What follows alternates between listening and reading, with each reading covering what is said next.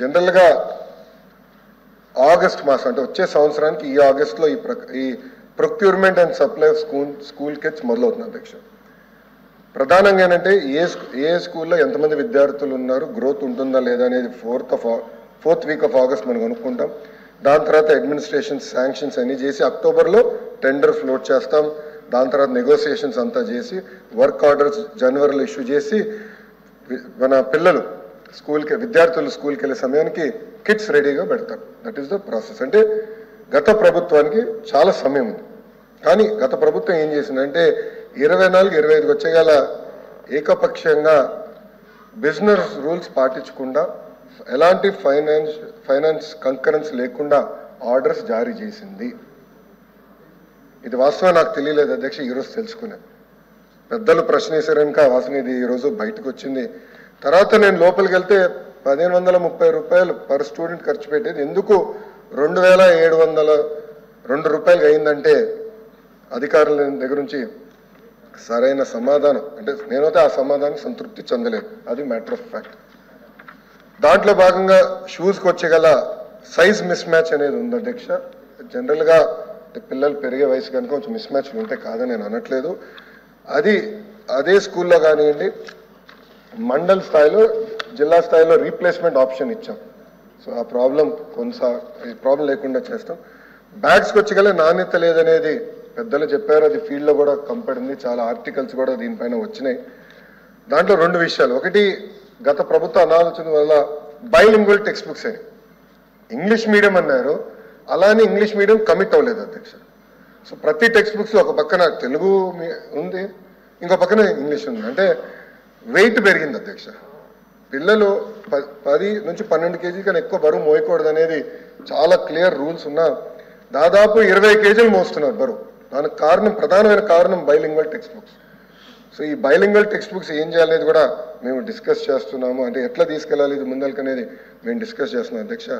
అంతేకాకుండా అధ్యక్ష యూనిఫామ్స్కి వచ్చేగల stitching charges కూడా 22-23 అకాడమిక్ ఇయర్ నుంచి పెండింగ్ ఉన్నాయి అధ్యక్ష. స్టిచ్చింగ్ ఛార్జెస్ కూడా పెండింగ్ ఉన్నాయి.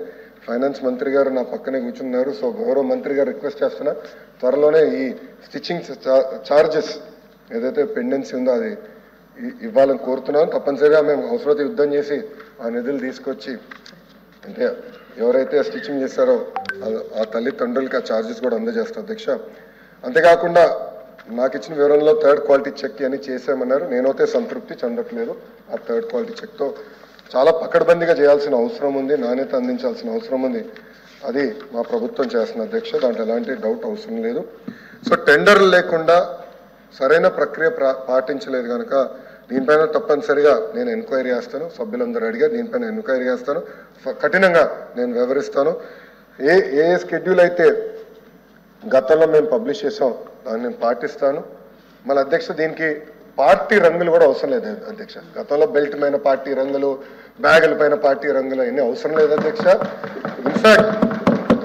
ఇన్ఫాక్ట్ నేను డిపార్ట్మెంట్ని అడిగాను అధ్యక్ష, అసలు స్కూల్ యూనిఫామ్ డిజైన్ ఎలా వస్తుంది, కలర్స్ ఎలా చేయాలి, దానికి డెఫినెట్లీ సైన్స్ ఉంటుంది, మీరు తెలుసుకోండి ముందర, తర్వాత కూర్చుందాం. కానీ ఇక్కడ రాజకీయాలు వద్దండి, తెలుగుదేశం పార్టీ ఉంది కనుక పసుపేద్దామని అలాంటి ఆలోచన మాకు లేనే లేదు. విద్యార్థులకి స్మార్ట్గా ఉండేదానికి ఇన్స్పైర్ చేసే విధంగా యూనిఫామ్లు కూడా చేయాలని మేము ఒక ఆలోచనలో ఉన్నాం. అది ఆల్రెడీ నేను దానిపైన డీటెయిల్డ్గా ఒక రిపోర్ట్ కూడా అడుగుతాం జరిగింది అధ్యక్ష. ఇంకా నాడు నేడుకు వచ్చేగల మనం అది గతంలోనే నేను సమాధానం చెప్పా. సెంట్రలైజ్ ప్రొక్యూర్మెంట్ జరిగింది, దాంట్లో అవకతవకలు ఉన్నాయనేది కూడా మీడియా ద్వారా గతంలోనే తెలుసుకుంటాం జరిగింది. ఆల్రెడీ దానిపైన నేను రిపోర్ట్ అడిగాను. బైజూస్ అంటారా కంపెనీ ఎత్తిపోయింది, ఇప్పుడు కంపెనీ ఎన్సిఎల్టీకి వెళ్ళింది. ట్యాబ్స్ ఇచ్చారు అధ్యక్ష. ఒక ఆలోచనతో ట్యాబ్స్ ఇస్తే అది వేరే రకంగా వాడటం అయింది ఫీల్డ్లో. చాలామంది సభ్యులు కూడా నా దృష్టికి తీసుకొచ్చారు. పిల్లలు ఎక్కువ యూట్యూబ్ ఇవన్నీ ఎడిక్ట్ అయ్యారు అనేది అందరు అన్నారు అధ్యక్ష. అది అందరితో కూడా నేను చర్చిస్తాను, దీన్ని ఏం చేయాలో దాన్ని బట్టి we will go forward. But అధ్యక్ష ఒక పక్కన తల్లికి వందనం అవ్వచ్చు, ఇంకో పక్కన ఈ కిట్ అవ్వచ్చు. End of the day outcomes రావాలి అధ్యక్ష. అంటే పిల్లలు చదువుకోవాలి, అవుట్కమ్స్ రావాలి. Reading, comprehension, writing, mathematics, basic outcomes అనేది రావాలి. ఈరోజు ప్రభుత్వ పాఠశాలలో సంఖ్య తగ్గుతుందంటే దానికి కారణం అవుట్కమ్స్ లేదనేది నేను బలంగా నమ్ముతున్నాను అధ్యక్ష. అది ఆల్రెడీ నేను మొన్న హౌస్లో కూడా నేను చాలా స్పష్టంగా చెప్పాను, టెక్నాలజీతో జోడించి అవుట్కమ్స్ మానిటరింగ్ చేద్దాం, పాజిటివ్గా తీసుకెళ్దాం అని చెప్పాము.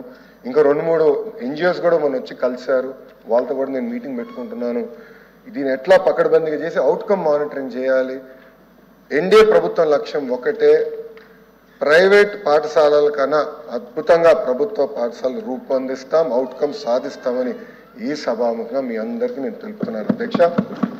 మీ అందరు తెలుసు అధ్యక్ష, KGBV మోడల్ స్కూల్స్లో అద్భుతంగా అవుట్కమ్స్ వస్తున్నాయి. దానికి కారణం ఆనాడు అన్న NTR స్థాపించారు. రెసిడెన్షియల్ అవటం వల్ల రిజల్ట్స్ ఈరోజు కూడా ప్రైవేట్తో పోల్చితే చాలా అద్భుతంగా ఉంది అధ్యక్ష. దానికి ధీటుగా మేము ఇచ్చేస్తాం. విద్యా కానుక కిట్ 100% మేము కొనసాగిస్తున్నాం, దాంట్లో ఎలాంటి సందేహం అవసరం లేదు అధ్యక్ష.